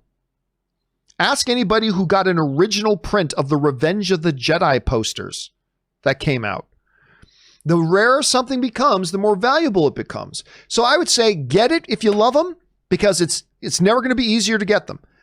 And then get them because they could become worth something a little bit down the line. You never know. You never know. All right, listen. Guys, that'll do it for me. Tyler Yeats, Derek Woodrin, Am I Really Here? And on this weekend, I'm going to do a companion video this weekend, and I will get caught up on all the questions that we didn't have time to get to here today. We got through the vast majority of them, but there's still some left over. I'm going to do a special companion video. You sent in those questions. They're going to be answered properly in a video. So keep your eyes open for that this weekend. And then, of course, we will be back for the John Campea Show on Monday. Guys, thank you so much for making this show a part of your day. It's always so humbling to know that you have a lot of things you could be doing right now, and you decided to spend part of your day here with us, and that's amazing. Thanks to Robert Meyer Burnett for adding his glory to this show. Also, guys, special thank you to all of you who sent in those live tips and questions, because number one, you gave us great fun things to talk about, but number two, you supported this channel and made it possible along the way. So all of us here, thank you guys very, very much for that. Guys, please remember to do the four main things. Stay smart, stay safe, take care of yourselves, and please take care of the people around you. That'll do it for me for now, guys. Thanks a lot for being here. My name is John Campea, so until next time, my friends, this is the way.